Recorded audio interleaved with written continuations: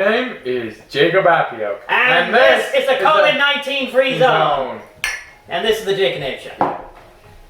Oh, don't spill it. Okay. So anyway, a lot of crazy things going on in the world. Have you noticed gas is going up again? Gas is going back up. I know. In our local station. Yeah, because that's obviously the craziest thing happening right now in the world. I mean, I'm telling you, the gas is going up. Yeah. Nothing else is going on. It's not like nothing else is happening. Actually, there's a man by the name of George Staymates. He gave me a bag of peanuts. So shout out to George Staymates for giving me a bag of peanuts. That's really great. Yeah. And actually, this building that we own, it's called the Phillips Production Center. Oh wow. No, I'm sorry. No wait. I don't know. Yeah. Actually, I know this guy who owns a hardware store, Mr. Floyd Bakerfield. Floyd Bakerfield. Yeah. That's nice. You know, there was a Floyd who cut hair in the Andy Griffith Show. Really? Yeah. That's true. There was. But besides that, I mean, you know, there's nothing really going on. Nothing crazy going on in the world right now. I saw a rerun for George of the Jungle the other day. Did you? Yeah. Wow. Yeah. That's pretty great. Yeah. But nothing's really going on. No, actually. So, but if we were living in 1994, that's when everything crazy was going on. Obviously, according to this book. According to this book, Civil Words for Troubled Times. And it's a bunch of writings by John Pigeon. He used to be the headmaster at the Kiski School. And he's talking all about those crazy kids, the Gen Xers. I know you Gen Xers out there. You think you've gotten away with it now that you're parents and grandparents. But I know what you're really like. Check this out. Yep. It's natural, of course, that these standards become even stronger in these children because they are now reinforced by the prestige of parental authority. The result has been what some people call Generation X. The other day, I was talking to a senior about an underclassman being considered for a post of some responsibility. When I asked his opinion, he said that this young man was a nice guy, but that he lacked a sense of responsibility for his actions. He's just a typical member of Generation X. Going forward, see, these are not inherently bad youngsters. Certainly they are not by nature irresponsible people, but they are victims of their parents, the infamous baby boomers. 30 years ago, these boomers flaunted authority for the sake of it, and like their children now, demanded instant gratification. What other generation would ever feel as though they needed instant gratification? I've never heard of such awful children. That's horrible. And now they're all adults running our country. Awful. Horrible. Yes. Speaking of running our country, this young man just graduated. Come on, a round of applause. Yay!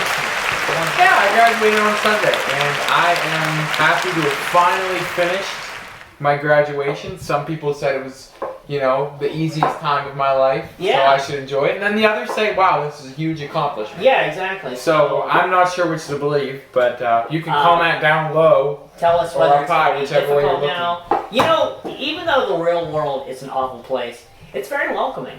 Yeah, it is. Because anytime something bad happened, because I remember back when I graduated, anytime I would break down or have to go to work for when I didn't want to or something like that, they'd always say, "Welcome to the real world." Yeah, so I mean, it is going to be very welcoming. It is very welcoming. And I decided to do a very adulty thing. I plunged myself into the workforce by making a debt that now I have to go to work and pay for, so I don't really have a choice in missing. That's very adult-like. Yes, so I can't actually miss work anymore because I have debt. Yeah, and tell us all about this debt that you got. I bought a truck.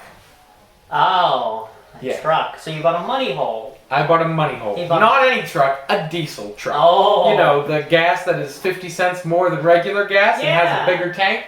I bought a money pit. You bought a money pit. Isn't that lovely? So now that I make money, I can put it right into the truck and to the truck payment. And you know what? Great. I'm broke. How much are you paying on this car? Eventually I need to, I paid some of it cash, but eventually I'm going to need $5,000. So. Wow. So. Wow. We're working on it. It's like almost as much as a funeral. Yes. You could have bought your That's own a very funeral. morbid way to put it. You could have paid for your own funeral in the time that you paid for that truck. Wow. Now I feel really stupid and selfish because at 17 years old, I valued buying a vehicle over paying for my own funeral. Exactly. I feel really selfish, and I'm sorry to everybody out there. If you're 17 years old, or even 18 years old, or 19, maybe you should not buy that car, and maybe you should just put back for your funeral. Yeah. You know, so you don't leave it as a burden for your children. Exactly. That you hopefully don't have at this age. Yeah. Exactly. And, So, anyway, now that we've gotten that out of the way, I got to tell you a quick story. Yesterday, I actually went for a interview. I went out to a place called the Experience in Indiana. How, any of you ever been out there to Experience? If you have, comment down below. Tell us what that experience was like. And so I went there and I interviewed the guy about his business, how we got into axe throwing and stuff like that. And while this was going on, like he had the garage door entering into the building open. This bird flew in, and it was just kind of flying around. We didn't really think much about it. All of a sudden, it pooped right on my shoulder. Wow. Yeah. Did they give you like a special sticker that said I got pooped on at the Experience or something? They were all out. They were all out. They were all that would be a good thing to get. It would make you feel very special. It would make me feel very special. It's kind of like an I voted sticker. It is kind of like an I voted. And actually, speaking of voting, yesterday was voting. Yes, it was. And believe it or not, Donald Trump won the Republican nomination in Pennsylvania yesterday. Can you believe it? I'm very surprised. An uncontested president running for the presidency actually won the nomination in Pennsylvania. I couldn't believe it. I can't believe it. And he only had barely squeaked by. He barely squeaked by with what Yeah. was it, 98%? 98% of the vote. Yeah. Yeah, exactly. Yeah, there was one character who got 11,000 votes though. Oh wow. In the state of Pennsylvania. Wow, that's pretty amazing. So shout out to him. Shout out to him, whoever you are. I don't know. He had a big long name. Oh, was it? Yeah. Yeah, it was like. I'm allowed to vote this year. On other terms, I'll be 18 August 2nd, the election. Wow, so you'll get to vote in the main election.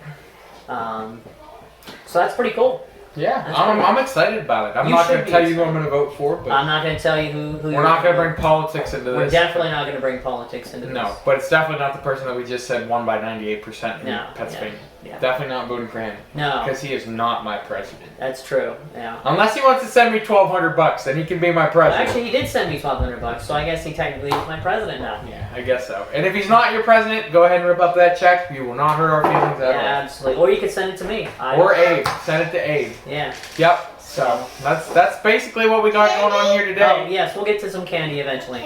But where are we at, Mr. Z?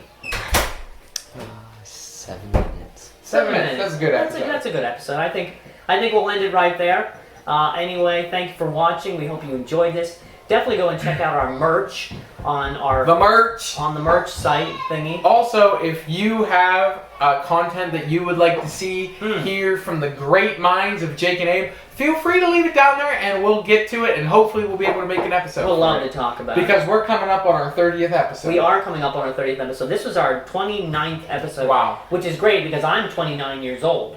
And I am not. And he's not, so there you go. Anyway, this has been Abraham Klein. And this has been Jake&AbeShow. And this has been the Jake and Abe Show. Have a great evening. Thanks for watching.